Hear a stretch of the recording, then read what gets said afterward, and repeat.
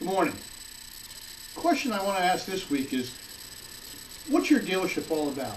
What is its real purpose for being in business? You know, there was a movie a couple of years ago that wasn't big in the theaters, but it's become very, very popular among a lot of young people and especially Christian athletes, called Facing the Giants. And one of the scenes in the movie, the football coach of a team that was not doing too well was sitting reading a Bible and making notes. Now, if you read the Bible and take notes, that's great. It could be a great book. It could be a training manual and taking notes. But the question that came up for him and his football team is, what is the team really all about? And he realized it was beyond wins and losses. And I suggested the same thing for your dealership.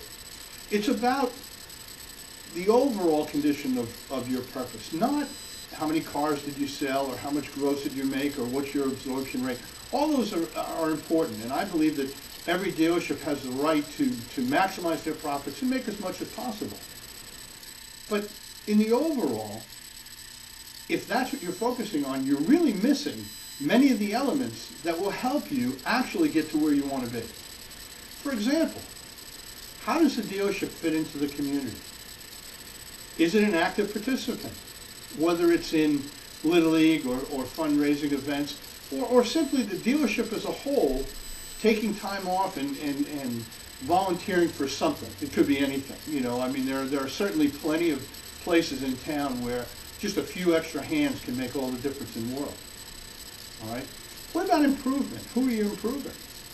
Are you improving the lives of your customers by providing them with the best possible means of transportation, or in the service department, are they really getting everyone's best?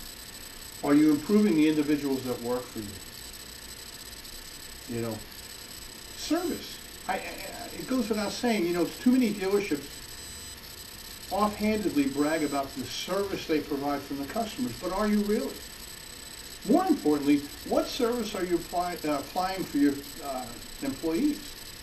Are they able to come to you looking for a way to improve not only themselves, but the way that they handle your customers? And if they are you providing them support? And how is that support provided? You know, it's not money. It's not prizes. It's not. The number one motivator of employees in corporations, dealerships, and even small businesses is recognition. Are you recognizing your people? And are you recognizing them with enthusiasm? You know, too often I go into dealerships and you know, some of you know what I'm talking about, and the Salesman of the Month plaques are up on the wall, and there are months missing, or the most recent one is a year or two old. And you know, it's just amazing what a slap in the face that applies to your people.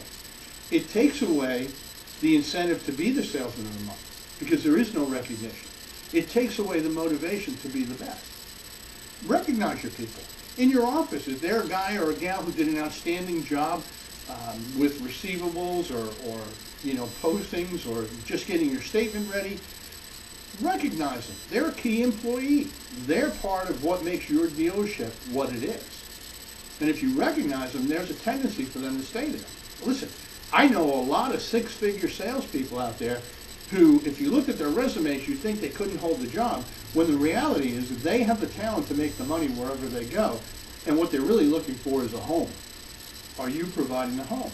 By the same token, I've got guys that are making a great living, not a six-figure living, but way above average, and they remain at the same dealership for 10, 15, even 30 years. Why? Recognition, number one. They are recognized for the effort they put in. Look at it this way. Imagine using the pay plans you have, because I'm not all about handing out money just for the sake of handing out money. You don't need to change your pay plans. Whatever they are, they are. If they're good pay plans, just stick with it. But just think about this. Spend 5 minutes in your office with a blank piece of paper and calculate what your dealership would look like if your entire sales staff were making six figures. If all of your service writers were making over $100,000 a year. If all of your technicians were making $90,000, $100,000, $110,000 a year, with the current pay plan, what would your business look like? I think if you do that, I would suggest that what happens is you provide the direction. You know, I'm not a biblical scholar or a minister or even, you know, a good Christian, although I try to be. But one of the verses in the Bible that I like and I use a lot in my training is the one from Proverbs that says, as iron sharpens iron, so one man sharpens another. And basically all that means is you, as a dealer, cannot make one of your people better without improving yourself. Your dealership cannot make one salesperson, one service writer, one office worker more successful without increasing the success of your dealership. I challenge each and every one of you, especially now that we're at the beginning of the year, to take that into account. Look for opportunities to make each of your people better. Recognize them as they improve. And have faith in them. Provide them the tools to make their lives better, and watch what kind of a year you have. Thank you.